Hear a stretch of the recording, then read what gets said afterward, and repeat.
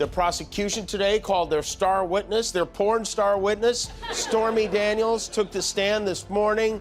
And for Donald, I can only imagine the nervous farting was off the charts.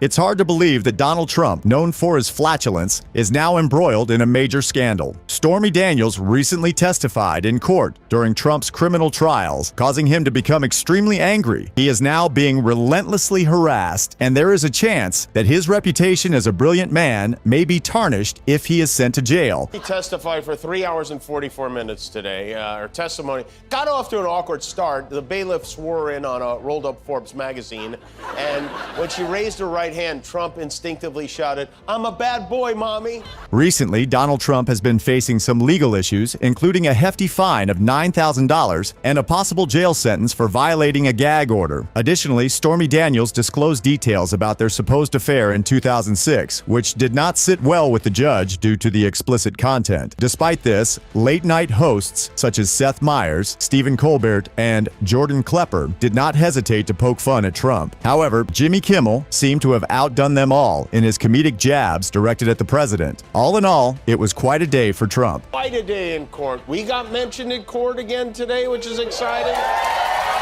Despite his attempts to remain composed, he was once again astonished by the fact that his name was mentioned during the trial. He likened himself to the captivating witness from the infamous O.J. Simpson case, Kate Callian.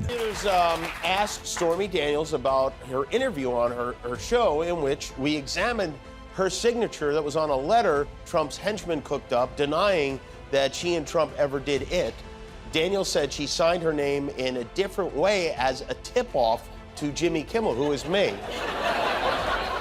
Somehow I've become the Kato Kalin of this trial. Kimmel made light of the judge's attempt to shield viewers from explicit information by quipping that the details were necessary for the success of his program. The judge said Stormy could testify about her sexual relationship with Trump, but also said we don't need to know the details. And see, now that's where I have to object. Yes, we do need to know the details. Some of us are trying to host a Kimmel openly teased Daniels' testimony, particularly when she recounted Trump's supposed failure to use protection during their supposed encounter. He said their encounter was brief and that Trump did not wear a condom, which is not surprising. He also stared directly into an eclipse. Not exactly a safety first kind of guy. He made a witty remark, downplaying the surprise and making a jest of Trump's endearment for his wife, which she might use at Mar-a-Lago, particularly when there are unexpected guests. For those who were anticipating Daniels to reveal details about Trump's intimate organs, Kimmel offered a humorous suggestion. The judge, the testimony wouldn't involve any descriptions of the former president's genitalia. For that, you can go to our YouTube channel and type in Trump mushroom penis Stormy Daniels.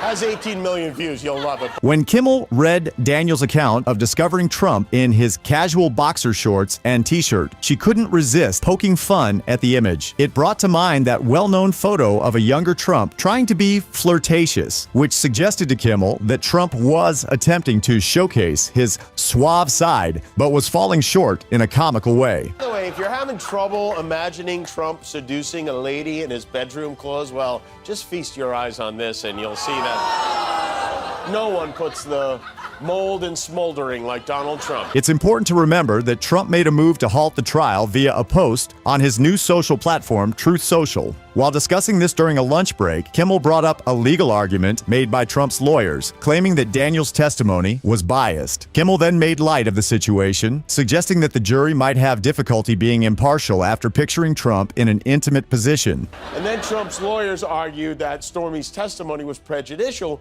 because how's the jury supposed to be fair now that they visualized him in the missionary position? Stephen Colbert couldn't resist commenting on Donald Trump's ongoing criminal trial during The Late Show. In a surprising twist, he joked about Trump's tendency to draw attention, even in the courtroom. Colbert poked fun at Trump's behavior, which led Judge Merchan to hold him in contempt of court for breaking his gag order. Colbert sarcastically commented on the situation, saying, "I've got deja woo-hoo," highlighting Trump's repeated disregard for the rules. This latest violation marked Trump's 10th, and the judge threatened a jail sanction if he continued. The audience cheered at the prospect of Trump ending up in Riker Island. Coe offered a sarcastic condolence to the unlucky prison guard tasked with conducting a cavity search. Donald Trump could go to Rikers Island, my My condolences to whichever prison guard has to conduct the cavity search. The attire worn by President Donald Trump not only showcases his blatant disregard for the law, but also highlights how ridiculous his actions are when he is in a serious legal battle. The ongoing investigations into his administration's alleged collusion with Russia during the 2016 presidential election have put the president under immense scrutiny. However, instead of cooperating with the investigations, the president has chosen to attack the credibility of the investigators and has repeatedly called the investigation a witch hunt. In the meantime, one of the possible contenders for the position of vice president, South Dakota Governor Kristi Noem, faced criticism for admitting in her memoir that she euthanized her puppy Cricket for disobedience. The revelation sparked outrage among animal welfare advocates and pet owners alike. The act of euthanizing a pet for disobedience is not only cruel, but also illegal in many states. It is a clear violation of animal rights, and the governor's admission only served to tarnish her image further. Commenting on the matter, political commentator Core didn't hold back, saying that further excerpts from her book only made her resemble the villainous Kella DeVille even more. The comparison was not only apt, but also quite damning. Kella DeVille is a fictional character from the Disney movie 101 Dalmatians, who is infamous for her cruelty towards animals. In conclusion, both President Trump and Governor Noem's actions are highly questionable and reflect poorly on their character and leadership abilities. It is essential for our leaders to uphold the law and set an example for the rest of the nation to follow. Anything less than that is unacceptable and should be called out for what it is: a blatant disregard for the law and a lack of empathy towards animals. What would I do if I was president on the first day in office in 2025? Thanks for asking.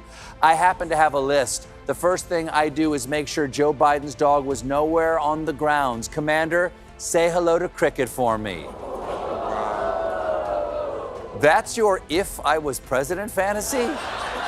What happens if she finds a genie's lamp? Over on Late Night with Seth Meyers, the host was unapologetic in his ridicule of Trump's whining about the temperature in the New York court case. He went on to poke fun at Trump for his habit of nodding off, insinuating that perhaps the courtroom wasn't as frigid as Trump claimed if it couldn't keep him alert. Meyers conjured up an image of a courtroom so icy that even a slight increase in temperature could have potentially placed Trump in a comatose state. It can't be that cold if you keep dozing off. They're probably worried if they raise the thermostat 1 degree, you'll just go into a coma. In a recent interview, comedian and actor Mike Myers shared his thoughts on the ongoing political turmoil in the United States. Specifically, Myers commented on a recent scene in which a judge threatened to throw former President Donald Trump in jail, despite the fact that he could still potentially become the next president of the country. Describing the situation as messed up and wild, Myers pointed out the absurdity of the scenario. Despite the very real possibility of jail time for Trump, many of his supporters in the MAGA movement are still fighting to see him become vice president once again. This is despite the fact that his previous vice president, Mike Pence, narrowly escaped harm during the January 6th Capitol riot. One prominent MAGA supporter who has downplayed the danger faced by Pence is Ohio Senator J.D. Vance. In a recent appearance on CNN, Vance claimed that Pence was never in any real danger during the riot. This assertion has been widely criticized by those who believe that the Capitol riot was a serious threat to democracy and the rule of law in the United States. Overall, the ongoing political turmoil in the country continues to be a source of controversy and division. As the 2022 midterm elections draw closer, it remains to be seen how these issues will continue to shape the political landscape in the United States. Look, Caitlin, did a few people say some bad things? Sure, but do we blame Donald Trump for every bad thing that's ever been said by a participant in American democracy? I think that's an absurd standard. Seth Meyers didn't let Vance off the hook, fighting back by saying this. And Caitlin, I doubt Mike Pence was in real danger. First of all, he's excellent at camouflaging himself. If the mob had found him, he could have just tricked them by closing his eyes and pretending to be a statue. Also, no, you can't blame Donald Trump for every bad thing anyone says ever, but you can blame him for the bad things people say when he told them those were the right things to say. Trump defended the mob in an interview, and according to the January 6th committee, he expressed support for the idea of hanging Pence. Now here's what Chris Matthews thinks about Trump. Joe, excuse the expression, in Philadelphia, around the state of Pennsylvania, or the whole Rust Belt, the average person who makes an average income looked up to Trump as some rich guy. Hey, even this rich guy is with us. This New Yorker, this Manhattanite, he agrees with us. They've been using his wealth as a demonstration of their own honesty. And now he's not going to be shown to be so wealthy. I mean, he's wealthy enough, certainly. But this trial, if it goes on for 3 months, is really going to dismember the guy. Donald Trump's frustration reached a boiling point as he listened to Stormy Daniels recount an incident from years ago when she claimed to have spanked him with a rolled-up magazine during a hotel encounter. Observers noted Trump's visible reaction, including shaking his head and mouthing a word that Judge Juan Merchan later described as contemptuous. Judge Merchan intervened during a sidebar with the prosecution and defense teams, expressing concerns about Trump's behavior potentially intimidating the witness and affecting the jury. He emphasized that such conduct wouldn't be tolerated in his courtroom, even calling up both sets of lawyers to discuss Trump's behavior while the jury was absent throughout the proceedings. Trump's courtroom antics didn't go unnoticed, and his reactions ranged from glaring at the press to expressing frustration during testimony. All of these actions raised questions about his demeanor and its impact on the trial's proceedings. The trial itself was a highly publicized event with daily updates and analysis from the world of politics. People tuned in from all over the world to watch the drama unfold in real time. While some were critical of Trump's behavior, others saw it as a sign of strength and defiance. As the trial dragged on, tensions continued to rise, and it became clear that this was going to be a long and drawn-out affair. Despite the controversy, the trial proceeded, and both sides presented their arguments to the jury. In the end, it was up to them to decide the outcome, and they took their responsibility seriously. After days of deliberation, they finally reached a verdict, and the courtroom erupted in cheers and applause. For those who had been following the trial from the beginning, it was a momentous occasion, one that would be remembered for years to come. And while the outcome was not what everyone had hoped for, it was a reminder that justice is blind and that the law will always prevail.